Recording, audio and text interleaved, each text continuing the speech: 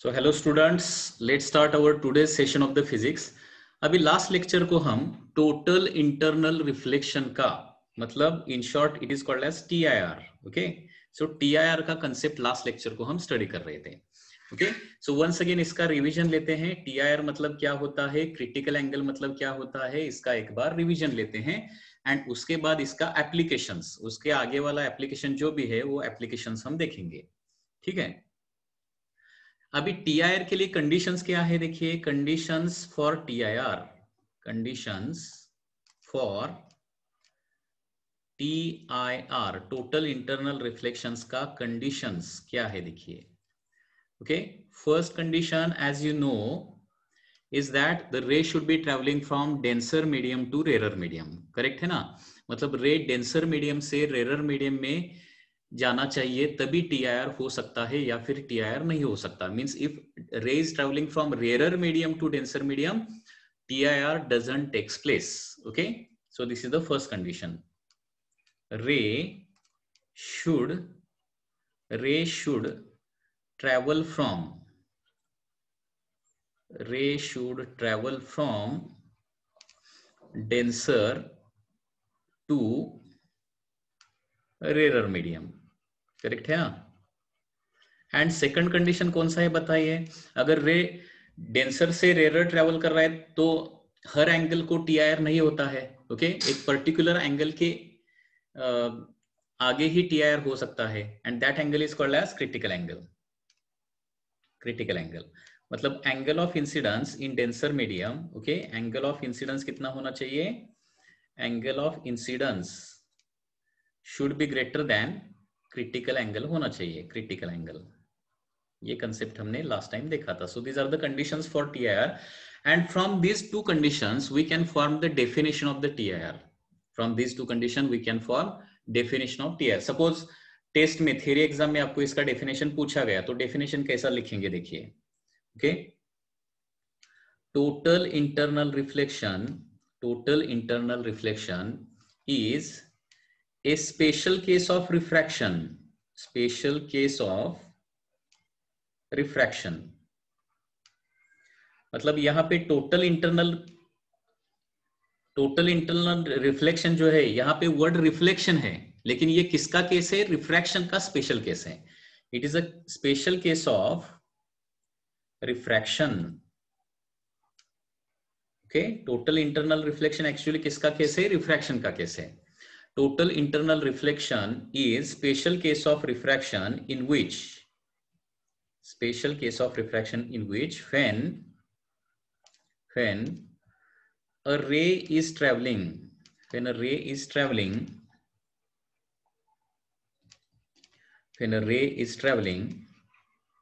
from denser to rarer medium, when ray is traveling from denser to rarer medium and angle of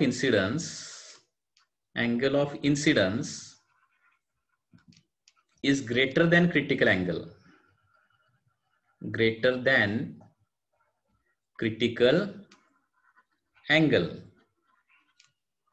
okay, मतलब यहां पे definition में क्या किया है, मैंने दोनों कंडीशन डाल दिया है। ओके, सो वंस अगेन देखिए, TIR is the special case of refraction in which when a ray is traveling from denser to the rarer medium, and angle of incidence is greater than critical angle, okay, then क्या होता है, then ray is reflected back।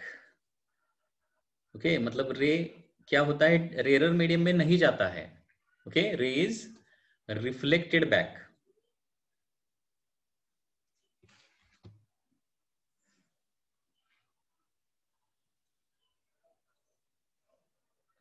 रे is reflected back in same denser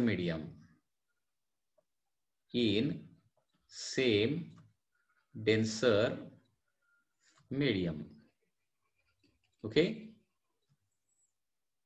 this is called as total internal reflection। तो रे क्या होता है, उसी मीडियम में मतलब डेंसर मीडियम में रिफ्लेक्ट हो जाता है उसको हम टोटल इंटरनल रिफ्लेक्शन बोलते हैं। तो इसके बाद हमने क्रिटिकल एंगल का डेफिनेशन देखा था, critical angle, okay, critical angle which is denoted by IC. Critical angle is denoted by IC. हाँ, अभी क्रिटिकल एंगल देखिए। क्रिटिकल एंगल मतलब हमने देखा था क्रिटिकल एंगल का डायग्राम कैसे होता है। सो यहाँ पे नीचे सपोज डेंसर मीडियम है, ऊपर सपोज रेरर मीडियम है, and ray is travelling from denser medium to rarer medium. अभी एक पर्टिकुलर एंगल ऑफ इंसिडेंस के लिए क्या होता है, पर्टिकुलर एंगल ऑफ इंसिडेंस मतलब क्रिटिकल एंगल के लिए क्या होता है, reflected ray travels along the surface, sorry refracted रे ट्रेवल्स अलोंग द सरफेस, मतलब यहाँ पे एंगल ऑफ रिफ्रैक्शन कितना होता है, 90 डिग्री होता है। इसका रिफ्रैक्टिव इंडेक्स म्यू आर है, इसका रिफ्रैक्टिव इंडेक्स कितना है, म्यू डी है, ओके। तो यहाँ पे स्नेल्स लॉ हमने यूज किया, तो mu one sine theta one is equal to क्या आ जाएगा, mu two sine theta two आ जाएगा। म्यू वन मतलब refractive index of denser medium, denser medium में एंगल कितना है, साइन आईसी। म्यू टू मतलब refractive index of rarer medium, sine of, okay, rarer medium में एंगल कितना है, 90 डिग्री है, साइन 90। तो यहाँ पे sine IC will be equal to क्या आता है, mu R divided by mu D. So this is the basic formula for the critical angle. यहाँ पे रेरर मीडियम, यहाँ पे रेरर मीडियम अगर एयर है, मोस्ट ऑफ द केसेस में एयर होता है, इसलिए कभी कभी हमेशा एयर नहीं रहेगा, लेकिन ओके, रेरर मीडियम अगर एयर है, मतलब ग्लास से एयर में, वाटर से एयर में, इस तरह से अगर रे ऑफ लाइट ट्रेवल कर रहा है तो रेरर मीडियम एयर हो जाएगा। And if rarer medium air है तो ये फॉर्मूला कैसे कन्वर्ट हो जाएगा, sine of critical angle is equal to 1 divided by refractive index of the denser medium, sine I is equal to 1 by mu. मतलब ये जो क्रिटिकल एंगल है ना, critical angle, it is inversely proportional to क्या है, inversely proportional to refractive index of denser medium. मतलब medium जितना ज्यादा डेंसर होगा उतना क्रिटिकल एंगल क्या रहेगा, कम रहेगा। मीडियम जितना ज्यादा डेंसर उतना क्रिटिकल एंगल कम। मतलब फॉर एग्जांपल, यहाँ पे for example glass air combination अगर है तो इस कॉम्बिनेशन के लिए क्रिटिकल एंगल कितना होगा, ये हम निकालते हैं। सपोज ग्लास एयर, मतलब यहाँ पे रे कैसे ट्रेवल करना चाहिए, ग्लास टू एयर ट्रेवल करना चाहिए। सो अगर ray is travelling from glass to air तो क्रिटिकल एंगल कितना होगा, ऐसा क्वेश्चन आ सकता है, ओके। तो यहाँ पे फॉर्मूला क्या यूज करेंगे, sine of critical angle is equal to refractive index of the air that is 1 and refractive index of glass कितना है, 3/2, ओके, 3/2। तो यहाँ पे sine IC is equal to क्या आ जाएगा, 2/3 आ जाएगा। 2/3 मीन्स 0.6667 आता है। एंड देयरफॉर इसका हमने साइन इनवर्स निकाला, ओके, साइन इनवर्स 0.6667 का साइन इनवर्स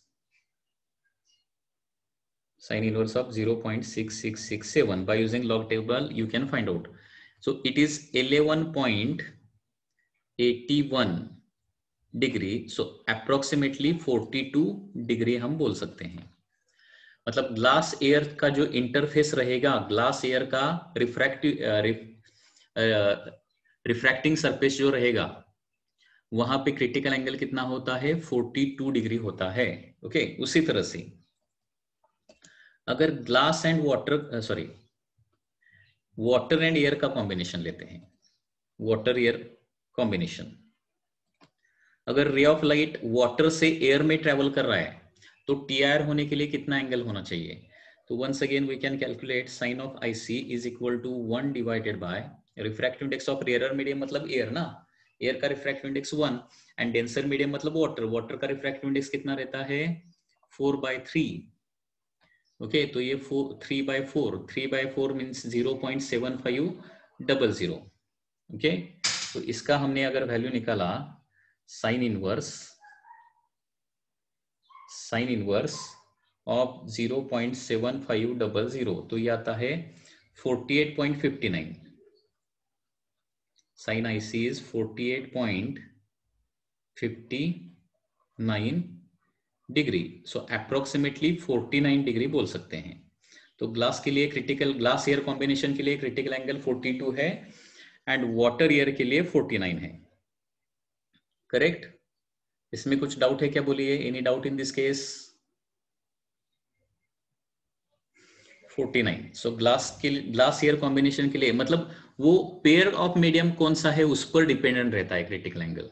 मतलब रेयर मीडियम कौन सा है, डेंसर मीडियम कौन सा है, उस पर क्रिटिकल एंगल डिपेंडेंट रहता है। ठीक है। सिमिलरली हम क्या करेंगे, डायमंड एंड एयर कॉम्बिनेशन के लिए, if ray is travelling from diamond to the air, वहां पे क्रिटिकल एंगल कितना होगा वो भी निकालेंगे।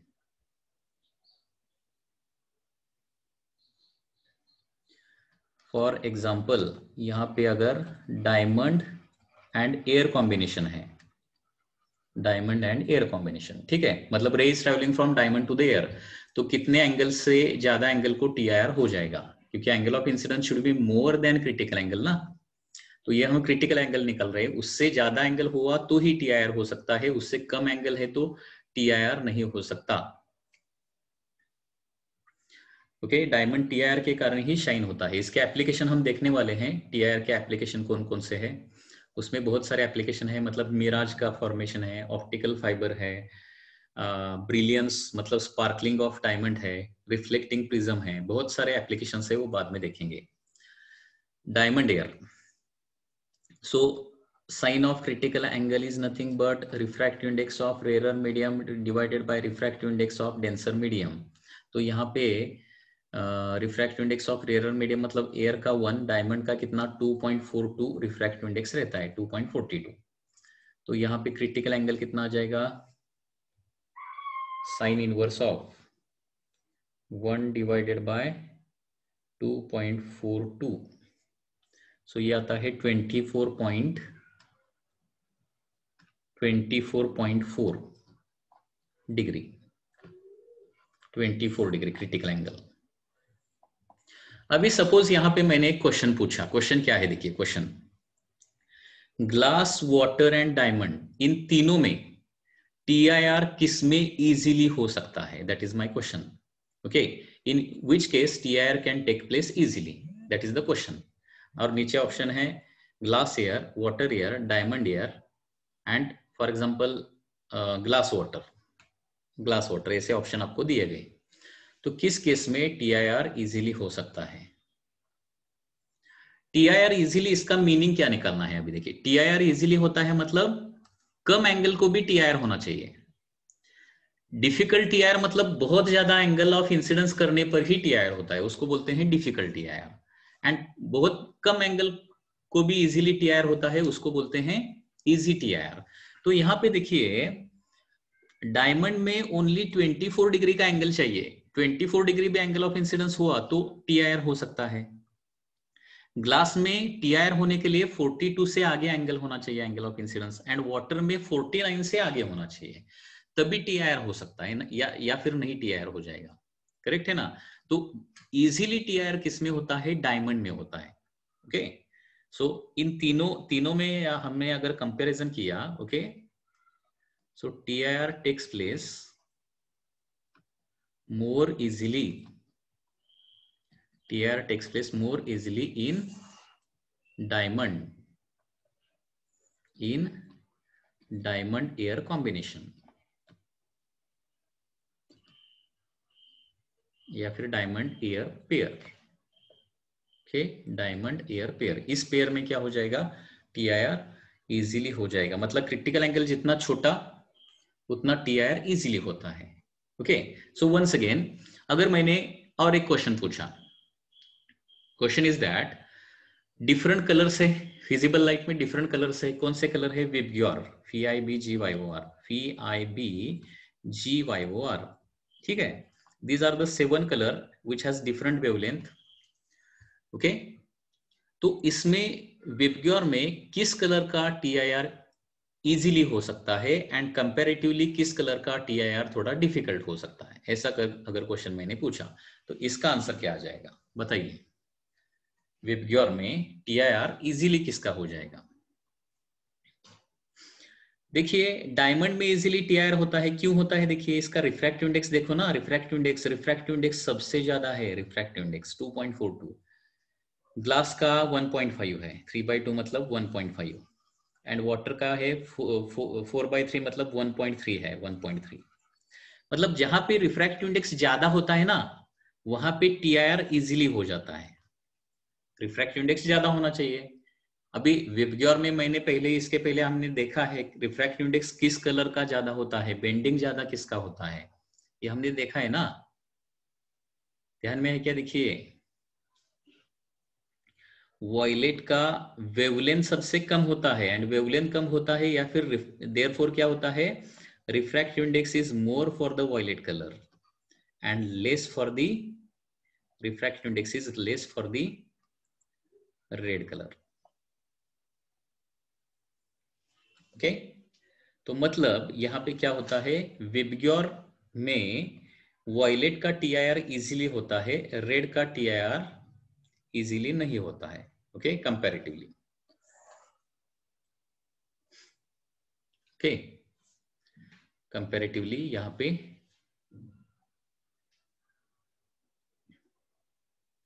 वॉयलेट का इजीली टीआईआर होता है।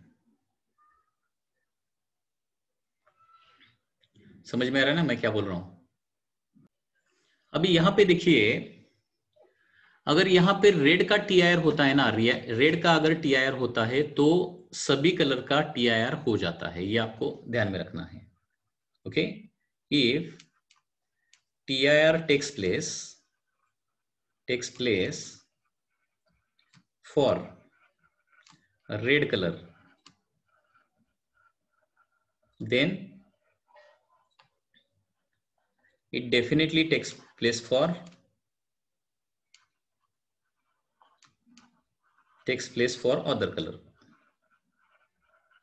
other colors। ठीक है, अभी यहां पे एक क्वेश्चन है, कैसा क्वेश्चन है देखिए, question is like this. So this is a refracting surface, नीचे डेंसर मीडियम है एंड ऊपर रेरर मीडियम है।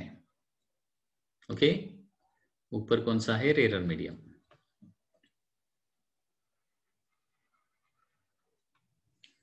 And white light is traveling from denser medium to the rarer medium. White light is incident at this point. Okay, and it is found that green light is traveling along the surface. अगर green light along the surface travel करती है तो question में क्या पूछा गया है, कौन से कलर का टीआईआर हो जाएगा और कौन से कलर दूसरे मीडियम में जाएंगे। जिसका टीआईआर होगा उस वही मीडियम में आ जाएंगे, डेंसर मीडियम में वापस आ जाएंगे, और जिनका टीआईआर नहीं होगा वो क्या हो जाएंगे, रेरर मीडियम में रिफ्रैक्ट हो जाएंगे, रिफ्रैक्शन हो जाएगा, दूसरे मीडियम में ट्रेवल करेंगे। तो question is like this is a white light which consist of all colour which is moving from denser to the rarer, denser to rarer white light travel कर रही है, करेक्ट है ना। And it is found that उसमें क्या होता है, जो ग्रीन कलर है ना, ग्रीन कलर वो अलोंग द सरफेस ट्रेवल कर रहा है। तो मीडियम में कौन से रेज रिफ्लेक्ट होंगे एंड दूसरे मीडियम में कौन से रेज रिफ्रैक्ट होंगे, दूसरे मीडियम में कौन से रेज जाएंगे, बताइए, आप बता सकते हैं क्या? देखिए, अगर यहां पे देखिए ग्रीन का, यहां पे सीक्वेंस लिखता हूं, VIBGYOR, करेक्ट है ना। तो यहाँ पे अगर ग्रीन का क्या हो रहा है, जस्ट टीआईआर हो रहा है, जस्ट टीआईआर म्हणजे अलोंग द सरफेस जा रहे हैं। अगर ग्रीन का जस्ट टीआईआर हो रहा है तो किसका टीआईआर कंप्लीटली हो जाएगा, किसका नहीं हो जाएगा, बताइए, किसका हो जाएगा, किसका नहीं हो जाएगा। Correct, most of the student have given the correct answer. क्योंकि देखिए हमने देखा है किसका टोटल इंटरनल रिफ्लेक्शन इजीली होता है, वॉयलेट का होता है। अगर ग्रीन का हो रहा है ना तो वॉयलेट साइड के सभी कलर का होता है, मतलब for these 3 colors there will be total internal reflection and for these colors there will not be no TIR, यहां पे TIR नहीं होगा। मतलब यहां पे क्या हो जाएगा, 3 रेज VIB हो जाएंगे एंड दूसरे रेज YOR। अभी यहां पे और भी एक क्वेश्चन है, वॉयलेट इंडिगो ब्लू का पाथ डिफरेंट रहेगा या फिर सेम रहेगा, VIB का पाथ रिफ्लेक्ट तो हो रहा है ना, डेफिनेटली रिफ्लेक्ट तो हो रहा है, तो इनका पाथ डिफरेंट रहेगा कि सेम रहेगा? That is another question. तो थिंक करना पड़ेगा आपको। रिफ्लेक्शन तो कौन से कलर का हो जाएगा ये तो समझ में आ गया ना। ये इसमें कुछ डाउट है क्या? बोलिए, किसका रिफ्लेक्स टीआईआर होता है, किसका नहीं होता है, ये समझ में आ गया क्या? हमेशा ध्यान में रखिए, वॉयलेट का इजीली टीआईआर होता है, तो वॉयलेट साइड के कलर जो है ना उनका टीआईआर होता है, एंड रेड साइड के जो कलर है ना उनका टीआईआर कंपेरेटिवली डिफिकल्ट होता है। अगर ग्रीन का जस्ट टीआईआर हो रहा है ना, तो ग्रीन ग्रीन से वॉयलेट तक का जो लेफ्ट हैंड साइड का जो कलर है उसका डेफिनेटली हो जाएगा। लेकिन ग्रीन का अगर जस्ट टीआईआर हो रहा है तो ग्रीन से राइट का मतलब रेड साइड का टीआईआर नहीं होता है। मतलब वॉयलेट हमेशा क्या ध्यान में रखना है, यहाँ पे वॉयलेट साइड का टीआईआर होता है, रेड साइड का टीआईआर डिफिकल्ट होता है, नहीं होता है। यही आपको ध्यान रखना है। अभी यहाँ पे क्वेश्चन है, यहाँ पे 3 रेज क्या हो जाएंगे? रिफ्लेक्ट हो जाएंगे, एंड 3 रेज क्या हो जाएंगे? रिफ्रैक्ट हो जाएंगे। करेक्ट है ना? VIBGYOR इस तरह से हो जाएगा। करेक्ट है ना? तो यहाँ पे और एक क्वेश्चन क्या है, FIB का पाथ सेम रहेगा कि डिफरेंट रहेगा? FIB का पाथ सेम रहेगा कि डिफरेंट रहेगा? तो इसका ऑप्शन देखिए, करेक्ट ऑप्शन क्या हो जाएगा? ये FIB जो है ना, रिफ्लेक्शन हो रहा है ना, तो FIB तीनों कलर एक एक ही पाथ में रहेंगे। FIB violet, indigo and blue, वो सेपरेट नहीं होंगे, क्योंकि जनरली क्या होता है, कलर सेपरेशन के लिए मीडियम चेंज होना जरूरी होता है। ओके, उसी मीडियम में रिफ्लेक्ट होते हैं ना, तो व्हाइट लाइट पहले है तो व्हाइट लाइट मतलब पहले ऑल रेज कंबाइंड हो, तो बाद में भी ऑल रेज रिफ्लेक्शन में कंबाइंड ही रहते हैं। रिफ्लेक्शन में रेज सेपरेट नहीं होते कभी। रेज गेट सेपरेटेड, क्योंकि देखिए लॉज ऑफ रिफ्लेक्शन, रिफ्लेक्शन यहाँ पे ओबे होना चाहिए। करेक्ट है ना? लॉज ऑफ रिफ्लेक्शन ओबे होना चाहिए। देखिए, वॉयलेट का एंगल ऑफ इंसिडेंस इतना है, इंडिगो का भी एंगल ऑफ इंसिडेंस उतना ही है, ब्लू का एंगल ऑफ इंसिडेंस देखिए उतना ही है, तो यहाँ पे एंगल ऑफ रिफ्लेक्शन भी सभी का सेम ही होना चाहिए ना। एंगल ऑफ रिफ्लेक्शन डिफरेंट नहीं होना चाहिए, नहीं तो लॉज ऑफ रिफ्लेक्शन ओबे नहीं होंगे। मैं जो बता रहा हूँ करेक्ट है ना? According to laws of reflection, जैसे एंगल ऑफ, जितना एंगल ऑफ इंसिडेंस रहता है उतना ही एंगल ऑफ रिफ्लेक्शन होना ही चाहिए। अभी देखिए, व्हाइट लाइट मतलब सभी कलर्स एक ही पाथ में है, सभी का एंगल ऑफ इंसिडेंस से है, सेम है, तो सभी का एंगल ऑफ रिफ्लेक्शन भी सेम ही होना चाहिए। Okay, angle of reflection same होना चाहिए। एंड ये जो कलर है वॉयलेट, इंडिगो, ब्लू का मिक्सअप का जो कलर रहेगा ना, वो कलर हमें दिखाई देगा। वॉयलेट, इंडिगो, ब्लू का मिक्सअप कलर, एग्जैक्टली व्हाइट नहीं रहेगा वो। एंड रिफ्रैक्शन में एंगल ऑफ रिफ्रैक्शन किस पर डिपेंडेंट रहता है? रिफ्रैक्टिव इंडेक्स पर डिपेंड रहता है ना। एंगल ऑफ रिफ्रैक्शन किस पर डिपेंड रहता है? रिफ्रैक्टिव इंडेक्स पर। तो यहाँ पे angle of refraction is different for different colour. Correct है ना? क्योंकि म्यू डिफरेंट है, रेड के लिए म्यू डिफरेंट है, ऑरेंज के लिए डिफरेंट है, येलो के लिए डिफरेंट है, ये मैंने बताया है। And therefore what will happen, ये जो रिफ्रैक्टेड रे है ना, those will be separated away from each other. समझ में आ रहा है?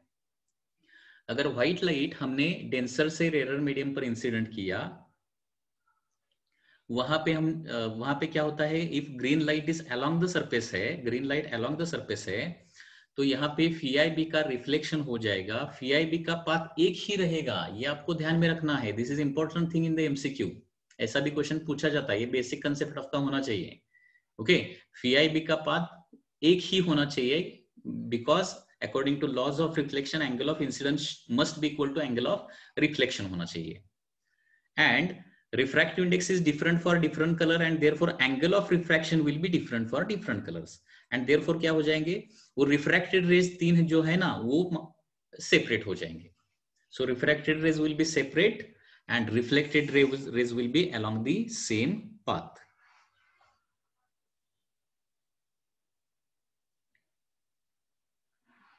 Any doubt in this case? कुछ doubt है तो बोलिए।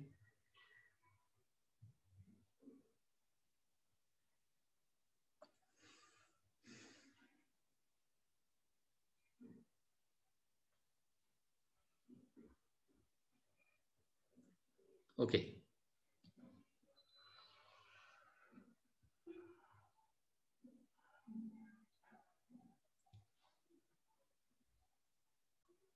यहाँ पे एक क्वेश्चन है, क्वेश्चन क्या है देखिए, there is a refracting surface like this, there is a refracting surface, outside air, inside denser medium है,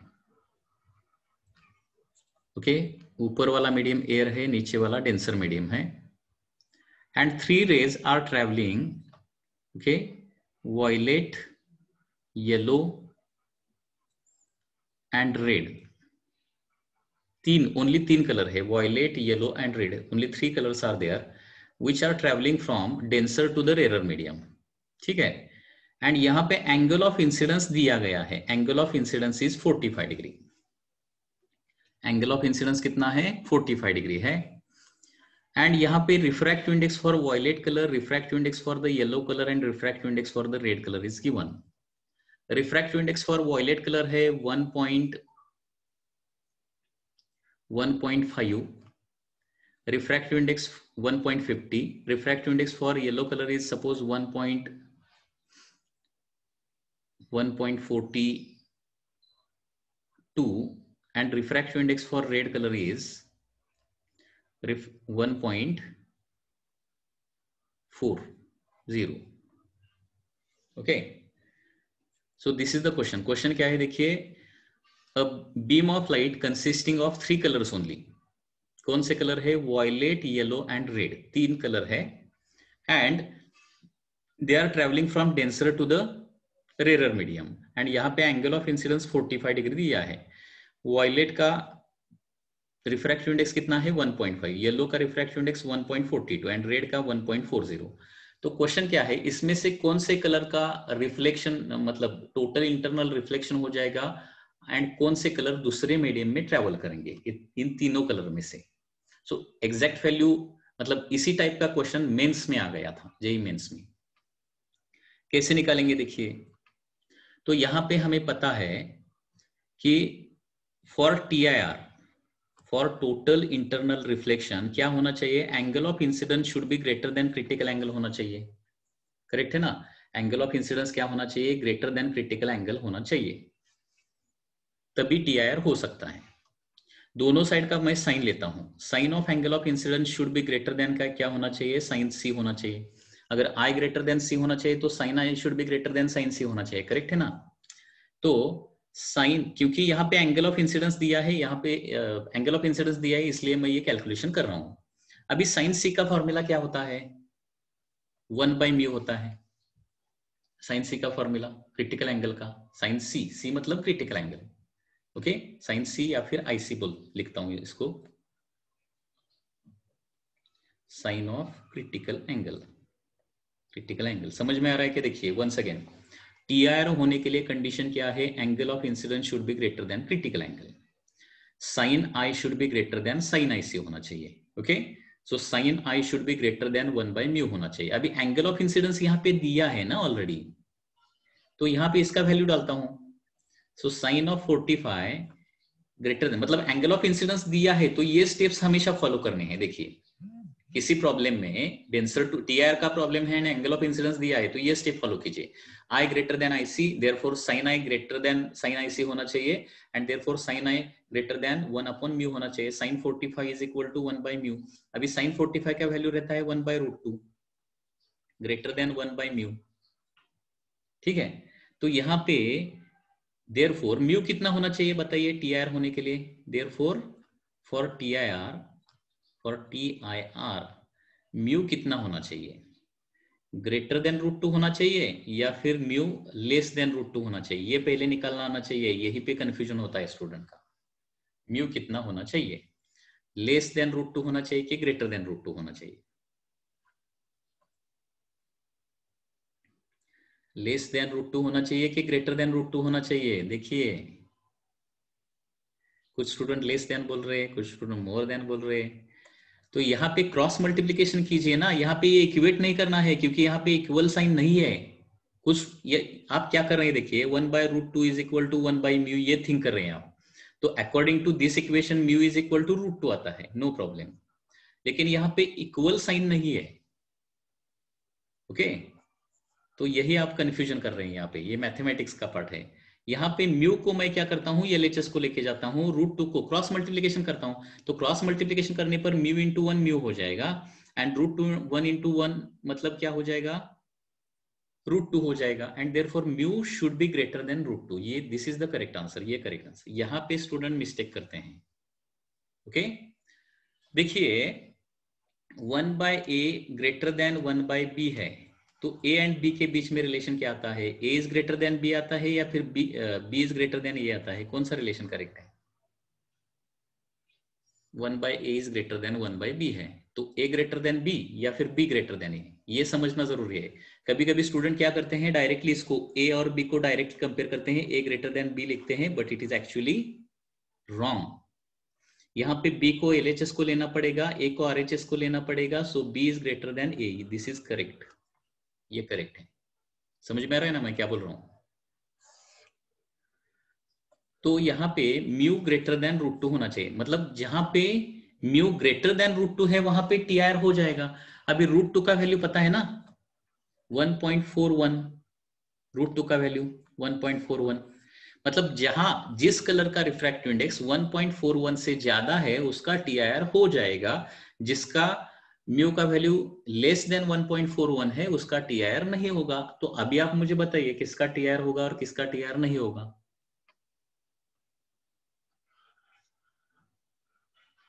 टेल मी, वैल्यूज अभी आपको दिया गया है ना, मतलब ऐसा क्वेश्चन हो सकता है, एंगल ऑफ इंसिडेंस आपको दिया जाएगा, एंगल ऑफ इंसिडेंस दिया जाएगा एंड सभी कलर का म्यू का वैल्यू दिया जाएगा, तो कौन से कलर का TIR होगा और कौन से कलर का नहीं होगा, उसके लिए ये स्टेप्स आपको फॉलो करनी पड़ेगी, ये स्टेप्स आपको ध्यान में रखने पड़ेंगे। ओके, सो यहाँ पे जिस कलर के लिए म्यू का वैल्यू ज्यादा रहेगा, जिस कलर के लिए म्यू का वैल्यू ग्रेटर देन 1.4 रहेगा उसका TIR हो जाएगा। सो ग्रेटर देन 1.41 कौन सा है, येलो एंड वायलेट, तो यहाँ पे येलो एंड वायलेट का TIR हो जाएगा, and once again same thing is there, violet and yellow will be along this same path, correct है ना, वो सेपरेट नहीं होंगे, and red will go to the second medium. तो इसका करेक्ट ऑप्शन था red will get separated from yellow, violet and yellow, that was the correct answer. जो मैं बोला समझ में आ रहा है ना?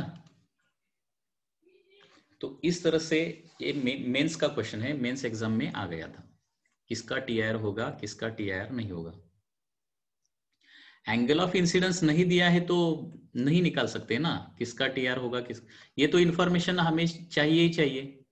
ओके, मतलब डिफरेंट कलर का रिफ्रैक्टिव इंडेक्स चाहिए एंड एंगल ऑफ इंसिडेंस कितना हुआ है वो भी चाहिए ना, नहीं तो हम नहीं निकाल सकते किसका TIR होगा किस, क्योंकि हर एक कलर के लिए म्यू डिफरेंट है, तो हर एक कलर के लिए क्रिटिकल एंगल डिफरेंट रहेगा, करेक्ट है। एंड एंगल ऑफ इंसिडेंस अगर दिया जाए तभी हम देख सकते हैं एंगल ऑफ इंसिडेंस वो उस कलर के क्रिटिकल एंगल से ज्यादा है या फिर कम है।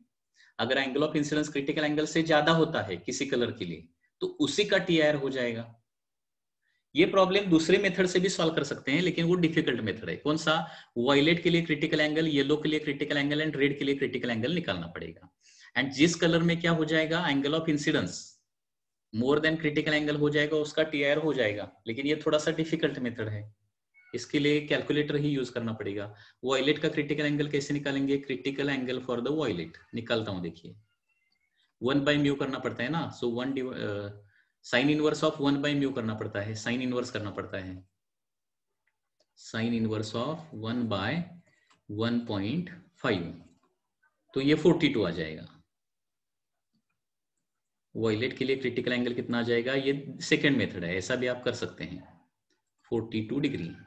अभी येलो के लिए निकालता हूं, critical angle for the yellow colour, sine inverse of, sine दूसरे, क्योंकि sine IC is equal to 1/म्यू है ना, तो IC is equal to sine inverse of 1/1.42,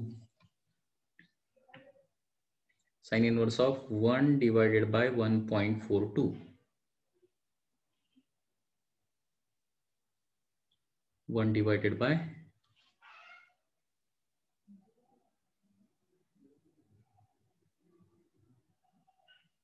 sine inverse of 1/1.42, यह आता है 44 degree. Critical angle for yellow colour आता है 44.7 या फिर 44.8 आता है, 44.8, okay. And critical angle for red colour अगर निकाला यहाँ पे अकॉर्डिंग टू गिवन इंफॉर्मेशन, तो sign inverse of 1 divided bye 1.40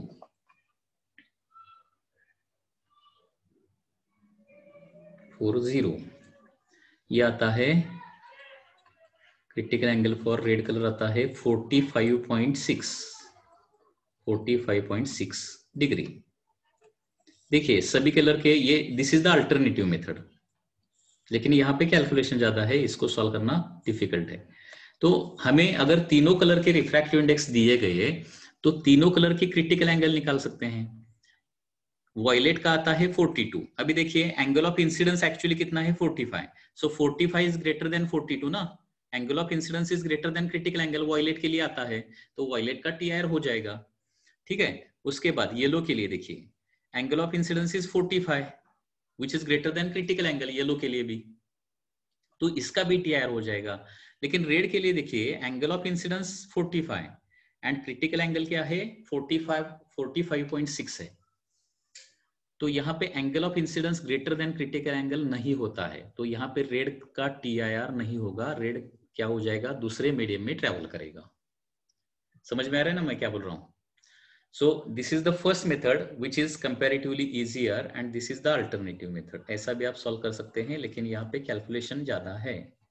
मतलब किसी प्रॉब्लम में आपको एंगल ऑफ इंसिडेंस दिया गया ना, तो बेस्ड ऑन दैट म्यू का वैल्यू आप इजीली कैलकुलेट कर सकते हैं, ओके।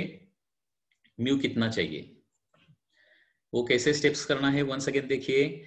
TIR होने के लिए I should be greater than IC होना चाहिए। दोनों साइड का मैं साइन लेता हूँ, sine I should be greater than sine IC होना चाहिए। So sine I should be greater than 1 by mu होना चाहिए, क्योंकि sine IC is equal to 1 by mu रहता है। Sine 45 greater than 1 by mu, क्योंकि 45 यहाँ पे एंगल ऑफ इंसिडेंस दिया गया है, तो साइन 45 1 बाय रूट 2 आता है, तो 1 by root 2 should be greater than 1 by mu.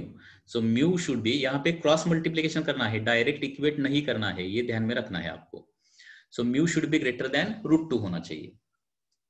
मतलब जिस कलर का रिफ्रैक्टिव इंडेक्स, जिस कलर के लिए म्यू का वैल्यू रूट 2 से ज्यादा होगा, रूट 2 का वैल्यू 1.414 रहता है, ओके। सो 1.414 से ज्यादा जिसका रिफ्रैक्टिव इंडेक्स होगा उसका TIR हो जाएगा।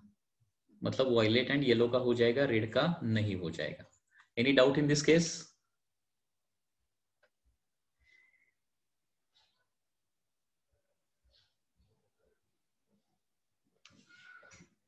तो बेसिक कंडीशन TIR का क्या है, I should be greater than IC होना चाहिए।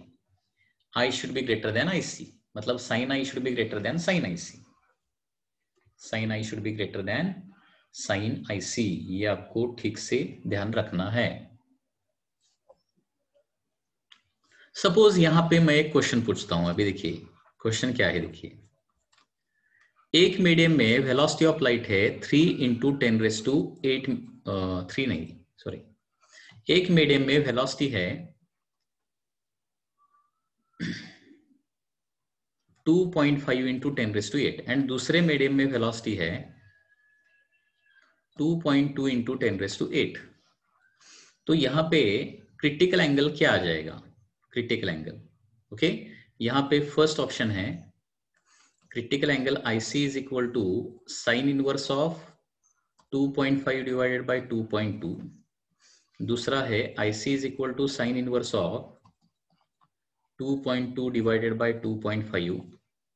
Third IC is sine inverse of 25 by 22, and last is cannot be predicted, cannot be predicted। Correct option क्या आ जाएगा?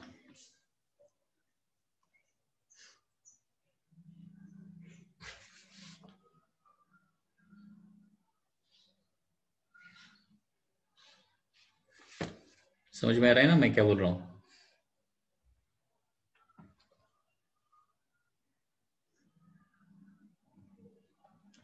यहां पे करेक्ट ऑप्शन आ जाएगा सेकंड। अभी सेकंड क्यों आ जाएगा, देखिए अभी क्रिटिकल एंगल निकालने के लिए आपको एक लॉजिक लगाने की जरूरत है। क्रिटिकल एंगल का फॉर्मूला निकालने के लिए एक लॉजिक क्या है, देखिए मुझे बताइए साइन ऑफ एनी एंगल का वैल्यू मैक्सिमम कितना हो सकता है। Sine of certain angle maximum value कितना होता है बताइए। 1 होता है, 1 से कभी ज्यादा नहीं हो सकता, मतलब साइन आई का वैल्यू 1 होना चाहिए या फिर 1 से लेस होना चाहिए। अगर आपको दो नंबर दिए गए, दो नंबर क्रिटिकल एंगल निकालने के लिए दो नंबर दिए गए, ओके ठीक है, दो नंबर दिए गए, तो यहां पे क्या करना चाहिए, less number divided by more number ही करना चाहिए ना हमेशा। ये लॉजिक हमेशा ध्यान में रखिए, क्योंकि क्रिटिकल एंगल का फॉर्मूले में साइन आईसी है, sine IC is equal to something है आगे, साइन आईसी। तो यहाँ पे हमेशा क्या करना है, अगर आपको दो वैल्यू कोई भी दिए, वेवलेंथ दिए जाते हैं, वेलोसिटी दी जाती है, रिफ्रैक्टिव इंडेक्स दी जाती है, तो क्या करना है, न्यूमरेटर पर हमेशा उन दोनों में से लेस नंबर लेना है और डिनोमिनेटर पर क्या लेना है, मोर नंबर लेना है। ऐसा क्यों करना चाहिए, उल्टा कभी भी नहीं कर सकते हम, क्योंकि साइन आई का वैल्यू ग्रेटर देन 1 कभी भी नहीं रहता ना। ये लॉजिक हमेशा ध्यान में रखिए, मिस्टेक कभी भी नहीं होगा। क्रिटिकल एंगल निकालते वक्त sine I is equal to less value divided by more value, ये आपको ध्यान रखना है। ओके, वेलोसिटी, अगर यहाँ पे दो वैल्यूज ऑफ वेलोसिटी दिया गया तो यहाँ पे 2.5 डिवाइडेड बाय 2.2 किया तो चलेगा क्या, ये मैथमेटिकली इम्पॉसिबल है ना। 2.5 डिवाइडेड बाय 2.2 हो ही नहीं सकता है साइन आईसी, साइन का वैल्यू, क्यों 2.5 डिवाइडेड बाय 2.2 ग्रेटर देन 1 आ जाएगा, एंड साइन का वैल्यू कभी भी ग्रेटर देन 1 नहीं रहता। तो sine IC is equal to क्या करना पड़ेगा हमें, 2, क्योंकि 10⁸ डिवीजन पर कैंसिल ही होता है, तो 2.2 डिवाइडेड बाय 2.5 ही हो सकता है। ओके, समझ में आ रहा है ना मैं क्या बोल रहा हूं।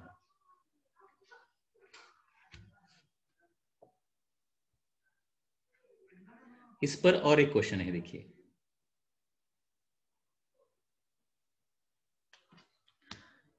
ये बहुत इंटरेस्टिंग क्वेश्चन है। मतलब क्रिटिकल एंगल निकालने के लिए लॉजिक क्या यूज करना है, सिंपल हमारा कॉमन सेंस क्या यूज करना है। क्रिटिकल एंगल के लिए फॉर्मूला रहता है sine IC, and right hand side को समथिंग डिवाइडेड बाय समथिंग करना है। समथिंग डिवाइडेड बाय समथिंग में सी का वैल्यू भी हो सकता है, म्यू का वैल्यू भी हो सकता है, लैम्बडा का वैल्यू भी हो सकता है। सपोज ऐसा दिया वेवलेंथ के बारे में, सपोज एक वेवलेंथ में वेवलेंथ है 6000 एंगस्ट्रॉम, एक मीडियम में, सॉरी फर्स्ट मीडियम में वेवलेंथ है 6000 एंगस्ट्रॉम, एंड दूसरे मीडियम में ट्रेवल करने के बाद वेवलेंथ होती है 4000 एंगस्ट्रॉम। तो इन दो मीडियम के बीच में क्रिटिकल एंगल कितना होगा, दो मीडियम के बीच में क्रिटिकल एंगल कितना होगा। तो यहाँ पे sine I C is equal to क्या लिखूंगा मैं, 6000 बाय 4000 लिखू या 4000 बाय 6000 लिखू, बताइए। ये लॉजिक यूज करना है, आप कभी भी मिस्टेक नहीं करेंगे। 4000 बाय 6000 ही करना पड़ेगा ना। 6000 बाय 4000 मैथमेटिकली रॉन्ग है, क्योंकि 6 बाय 4 ग्रेटर देन 1 साइन का वैल्यू कभी भी ऐसा नहीं हो सकता। सो 4000 बाय 6000 ही करना पड़ेगा। ओके, मतलब ये 2/3 sine I C is equal to 2/3, critical angle will be sine inverse of 2/3। और एक क्वेश्चन देखिए, light travel distance x in time t1, इस क्वेश्चन का मुझे आंसर दीजिए। लाइट ट्रेवल्स, ओके क्वेश्चन में क्या दिया है देखिए, light travels distance x in time t1 in air दिया गया है, इन एयर, ठीक है, and distance 10x in time t2 in medium, ठीक है। The critical angle of the medium is, तो ये कैलकुलेशन मुझे कैसे करना पड़ेगा, वही लॉजिक यूज करना है। लाइट ट्रेवल्स डिस्टेंस, अभी यहां पे डिस्टेंस और टाइम का इंफॉर्मेशन दिया गया है ना आपको, तो डिस्टेंस एंड टाइम का इंफॉर्मेशन, एयर में क्या होता है, x डिस्टेंस ट्रेवल करता है इन टाइम t1, तो यहाँ पे velocity of light in air निकाल सकते हैं। Velocity of light in air क्या हो जाएगा, x/t1 हो जाएगा। सिमिलरली मीडियम में क्या होता है, 10x डिस्टेंस ट्रेवल करता है इन t2 टाइम ट्रेवल करता है। देखिए कितना इजी क्वेश्चन है, देखिए कंफ्यूज होने की ज्यादा जरूरत नहीं है। डिस्टेंस टाइम दिया तो वेलोसिटी निकाल सकते हैं, करेक्ट है ना। तो मीडियम में हो जाएगा velocity 10x divided by t2। अभी यहाँ पे क्रिटिकल एंगल निकालने के लिए बोला है मुझे, क्रिटिकल एंगल निकालने के लिए, करेक्ट है ना, क्रिटिकल एंगल। तो मैंने क्या आपको बताया है, क्रिटिकल एंगल निकालते वक्त लेफ्ट हैंड साइड को साइन आईसी लिखना है, राइट हैंड साइड को क्या करना है, less value divided by more value लिखना है। तो आप मुझे बताइए CM/CA लिखूं या फिर CA/CM लिखूं, वो बताइए मुझे। लेस बाय मोर हमेशा लिखना है ना। वेलोसिटी कम कहां पे रहता है, ज्यादा कहां पे रहता है, ये आपको पता होना चाहिए। ओके, एयर में सबसे ज्यादा वेलोसिटी होता है, वैक्यूम एंड एयर में सबसे ज्यादा होता है, मीडियम में कम होता है ना। तो यहाँ पे CM/CA ही मुझे लिखना पड़ेगा। ये लॉजिक लगा के देखो, ये बहुत सिंपल प्रॉब्लम हो जाएगा, नहीं तो आप कंफ्यूज हो जाओगे। लॉजिक क्या यूज करना है, लेस बाय मोर। मीडियम में वेलोसिटी लेस रहता है, एयर में वेलोसिटी ज्यादा रहता है, देयरफॉर CM/CA लिखूंगा। एंड CM आ जाएगा 10x/t2 इंटू सी एयर, म्हणजे इसका रेसिप्रोकल कितना हो जाएगा, t1 डिवाइडेड बाय x। तो यहाँ सॉरी 10x/t2 ना, हाँ t2। तो यहाँ पे x कैंसिल हो जाएगा and answer will be 10t1 divided by t2 will be answer. समझ में आ रहा है ना। देखिए इस तरह के बहुत सारे क्वेश्चंस डिफरेंट बुक्स में अवेलेबल हैं। नंबर ऑफ बुक आप सर्च करेंगे तभी आपको ये TIR के क्वेश्चन मिलेंगे, टेक्स्ट बुक में नहीं मिलेंगे, NCERT की बुक में नहीं मिलेंगे। ओके, एंड ये आपको स्टडी करना चाहिए, तभी आप नंबर ऑफ प्रॉब्लम सॉल्व कर सकते हैं।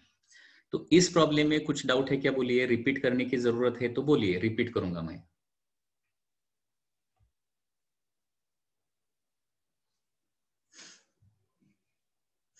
समझ में आ रहा है ना। यहाँ पे सिंपली लॉजिक क्या लगाया है, sine IC is equal to less value divided by more value. अभी यहाँ पे वेलोसिटी का इंफॉर्मेशन मिलता है तो sine IC is equal to less velocity divided by more velocity.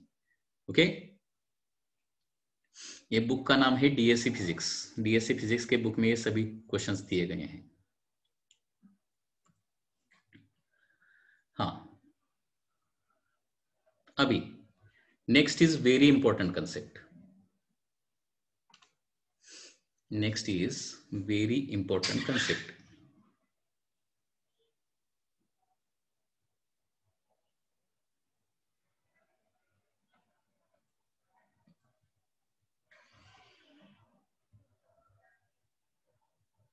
ये क्वेश्चन अभी बहुत इंपॉर्टेंट है, देखिए TIR का next question.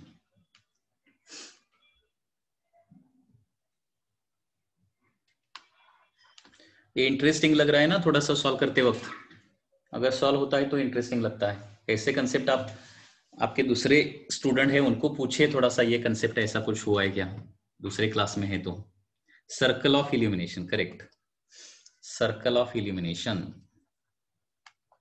Circle of illumination बोलते हैं इसको, या फिर field of view of the fish ये भी बोलते हैं। फील्ड ऑफ व्यू,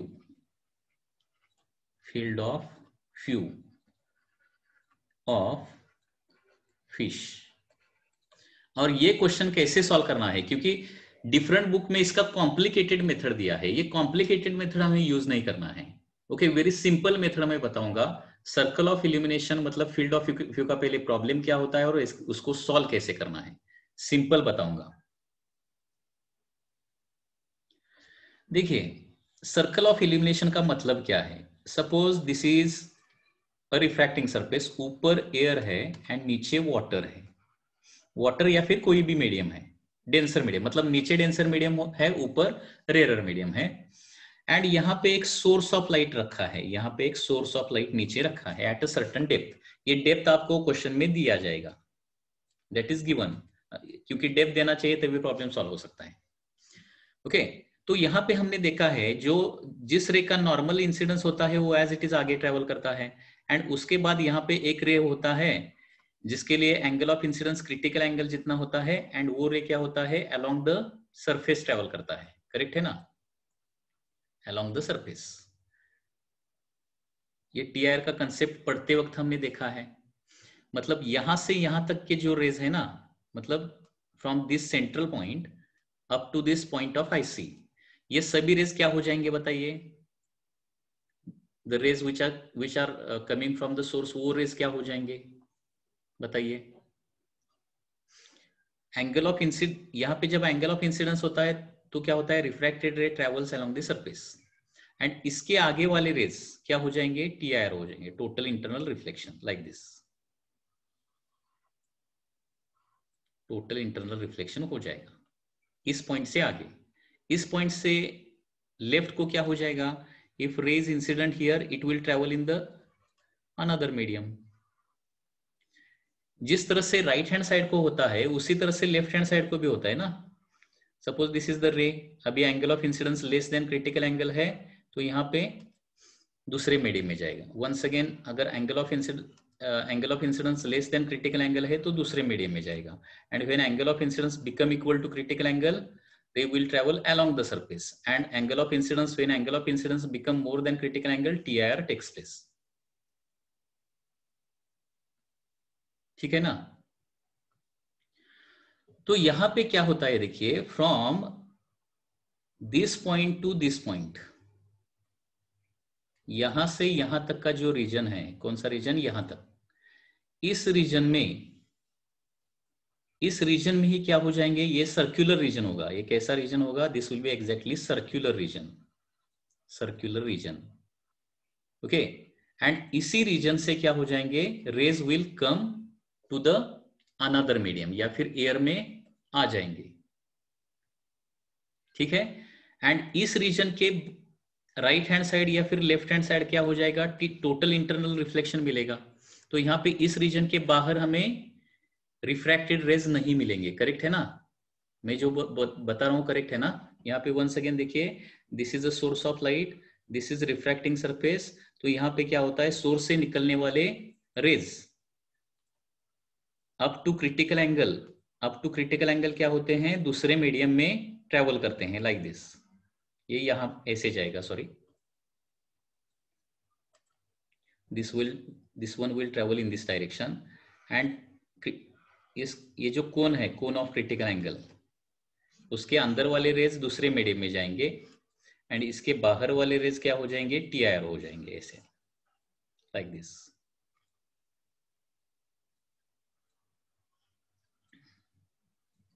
सो इसको बोलते हैं circle of illumination. This is called as circle of illumination.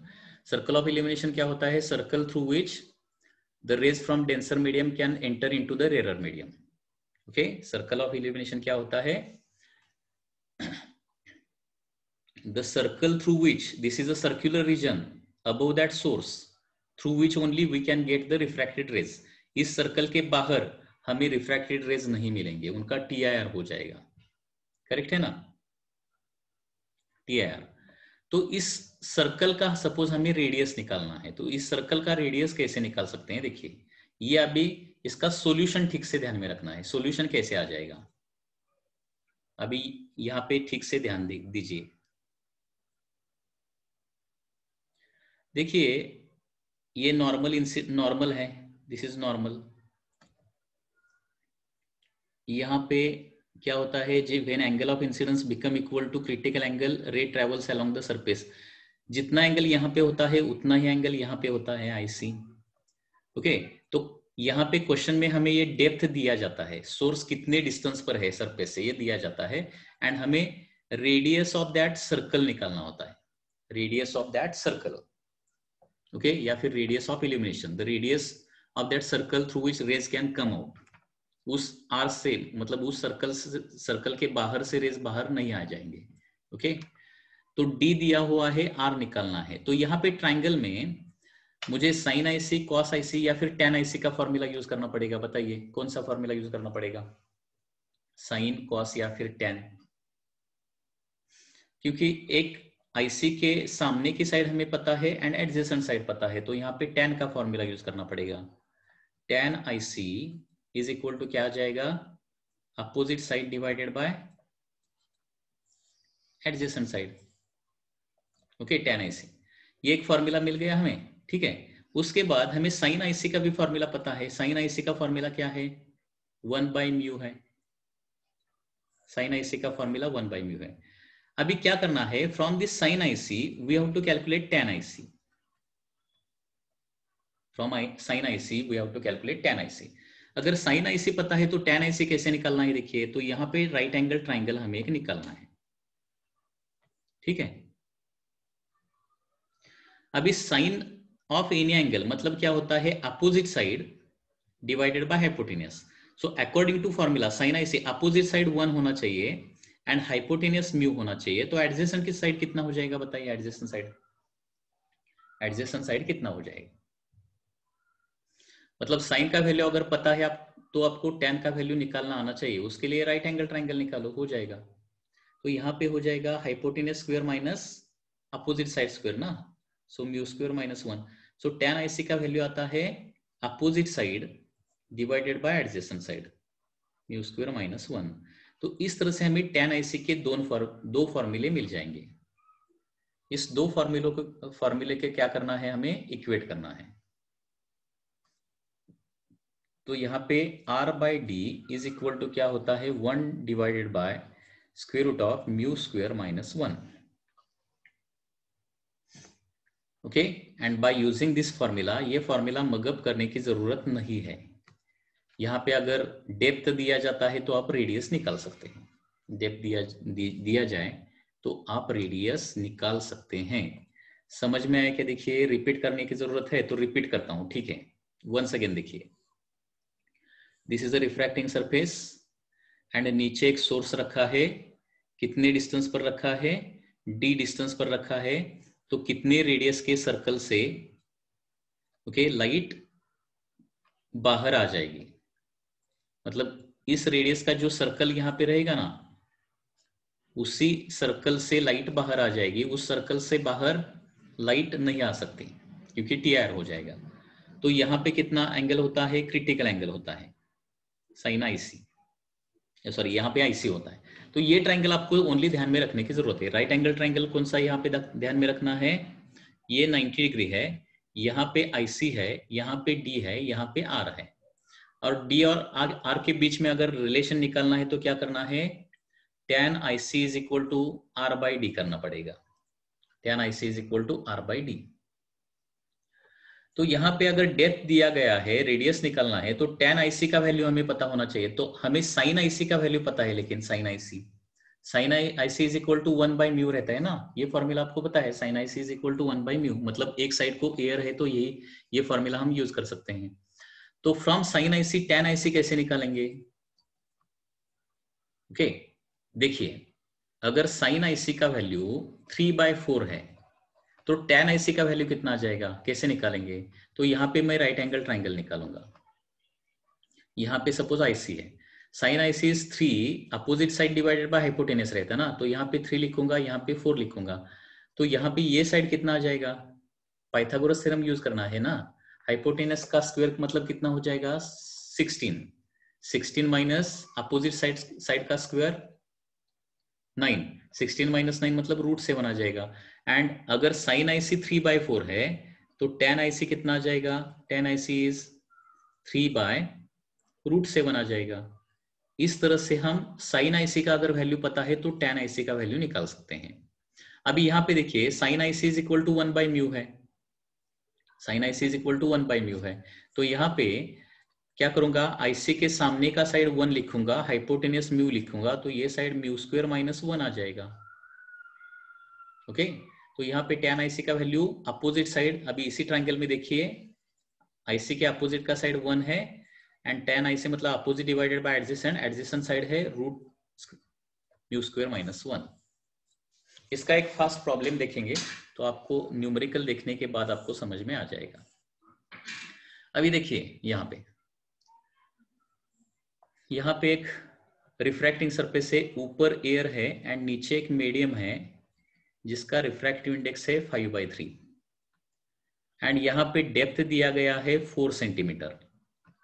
तो कितने रेडियस के सर्कल से हमें लाइट बाहर निकलता हुआ दिखाई देगा? या फिर ऐसा भी क्वेश्चन पूछा जा सकता है कि अगर लाइट हमें बाहर निकालनी नहीं है किसी भी एरिया में, तो यहाँ पे किस रेडियस का हमें डिस्क ऊपर रखना पड़ेगा, किस रेडियस का डिस्क, जितने रेडियस से लाइट बाहर आ रही है उसी रेडियस का हमें डिस्क वहां पे रखना पड़ेगा ऊपर, तो लाइट जरा भी बाहर नहीं आ जाएगी, क्योंकि इसके आगे तो टी आर होता है, इसके आगे लेफ्ट हैंड साइड को एंड राइट हैंड साइड को, ठीक है ना। सो कितने रेडियस का डिस्क रखना पड़ेगा या फिर कितने रेडियस से लाइट ऊपर आ जाएगी। तो यहाँ पे ये ट्राइंगल है, यहाँ पे आईसी एंगल है, ये पहले ट्राइंगल ध्यान में रखिए। डेप्थ दिया है 4 सेंटीमीटर, रेडियस हमें निकालना है आईसी, तो यहाँ पे पहला फॉर्मूला क्या आ जाएगा, tan IC is equal to opposite side r divided by adjacent side 4, ये हो गया, ठीक है। उसके बाद साइन IC आपको पता है, साइन IC 1 बाय म्यू रहता है, म्यू का वैल्यू 5/3 दिया गया है, सो ये 3/5 हो जाएगा। अभी साइन IC 3/5 है, तो tan IC कैसे निकालूंगा मैं, tan IC देखिए ये राइट एंगल ट्राइंगल है,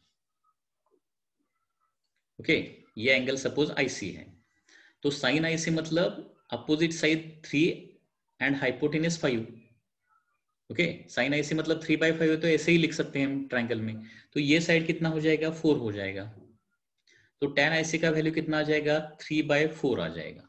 इस तरह से आपको निकालना पड़ेगा, from sine IC you should be able to calculate tan IC। अभी tan IC के दो वैल्यूज हमें मिल गए, r/4 and 3/4, so r/4 must be equal to 3/4 होना चाहिए, तो 4 कैंसल आउट एंड रेडियस कितना हो जाएगा, 3 सेंटीमीटर हो जाएगा, रेडियस कितना हो जाएगा, 3 सेंटीमीटर, करेक्ट है ना। तो यहाँ पे जो सर्कल है, जिस सर्कल से रेस बाहर आती है उस सर्कल का रेडियस रहेगा 3 सेंटीमीटर। अगर वहां पे हमें लाइट ऊपर आने नहीं देना है तो किस रेडियस का डिस्क हमें वहां पे रखना पड़ेगा, 3 सेंटीमीटर का। समझ में आ रहा है ना मैं क्या बोल रहा हूं, ये क्वेश्चन का मीनिंग समझ में आ गया क्या, कैसे कैलकुलेट करना है।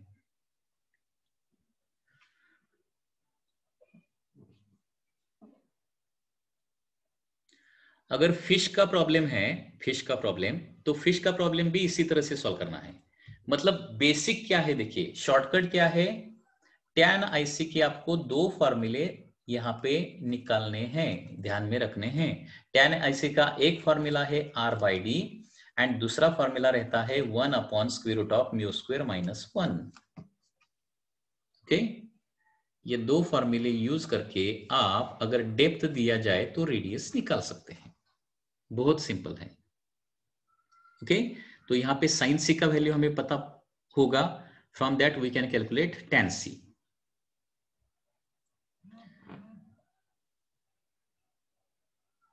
Okay, so this is all for today's lecture of the physics, okay. So I'm going to end this lecture now.